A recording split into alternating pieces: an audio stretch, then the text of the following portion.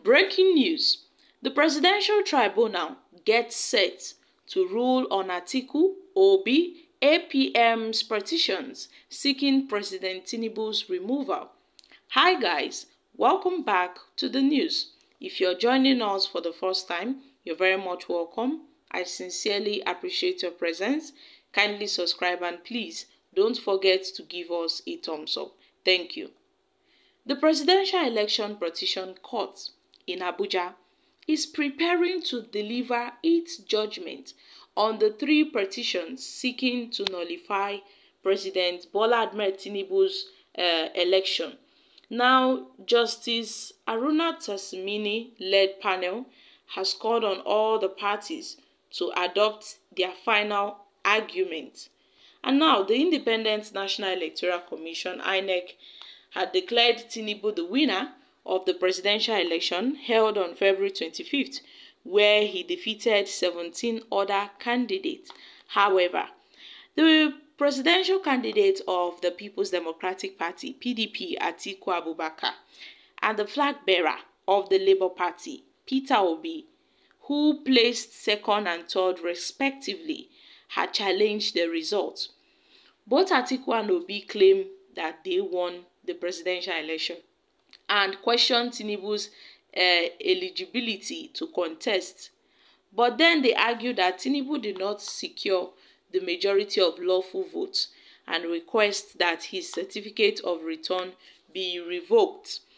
They also proposed a fresh election, excluding Tinubu, claiming he was never even qualified to participate in the first place. Yes, my country people, it's happening.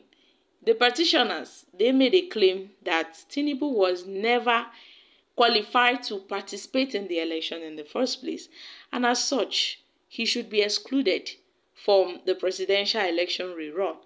And in turn, the All Progressive Congress had replied, the issue of the rerun of the presidential election, whereby Tinubu said even if the tribunal should come up with a rerun of the election, that Peter Obi of the Labour Party would be excluded from it, being that he came out distant third and as such couldn't be involved in the re-election process.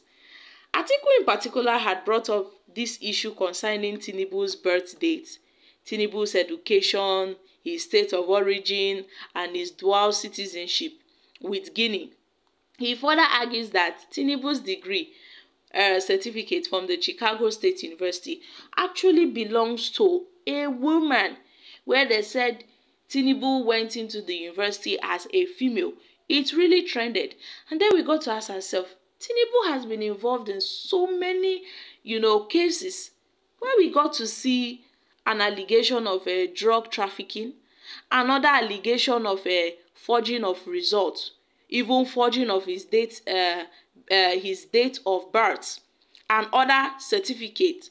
So Obi and the Labour Party have also contested Tinubu's candidacy, citing a prior indictment and fine from the U.S. District Court for an offense involving dishonesty and drug trafficking. They also accuse INEC of breaching its own regulations and guidelines. If their petitions are successful, the challengers hope that Tinubu's vote would be disregarded due to his disqualification, and that Obi, who they believe met all constitutional requirements, would be declared the winner. Alternatively, they request a new election in which Tinubu and his running mates Kasim Shettima and the APC would be ineligible to participate. While 5 petitions were initially filed, 2 parties, the Action Alliance and the Action People's Party, the APP, have withdrawn their cases. The remaining petition from the Aligned People's Movement, the APM, argues that the withdrawal of Tinubu's initial vice presidential candidate invalidated his candidacy, and this case is also awaiting judgment in court. Well, my country people, these are our Nigerian courts. They have a lot of cases right now in their hands, because this 2023 general elections has really brought about a lot of controversies. A lot of controversies followed this 2023 presidential and general elections. Not only the presidential candidates, most of the governorship candidates, they are still going to court. So yes, we have Sanwo-Olu and Gbadebo Road-Vival of the Labour Party in Lagos State, the governorship candidate of Lagos State. Now, we got to see that Gbadebo Road-Vival did not agree with the results and has said he would take the matter to court based on what transpired in Lagos, the violence, the voter intimidation, the suppression, where we got to see thugs carting away with ballot boxes, destroying things and even harassing people, those that came out to vote for the Labour Party. And then only those that came out to vote for the APC were being allowed to cast their votes. That's what transpired in Lagos State. And Gbadebo Road-Vival have said he would not accept the results. And Gbadebo Road-Vival refused to accept the victory of Governor Babajide Sanwo-Olu and had decided to seek redress in court. We have so many other states in the federation that took their matter to court. We've seen the case of the Osun State, but at last Governor Demola Adeleke was declared the rightful winner of the governorship election in the state, and so many other states. So now, my country people, a lot of controversies indeed followed the 2023 general elections, where we got to see Atiku, Abubakar, P2B, they are all taking their cases to the court. So guys, what are your thoughts on this?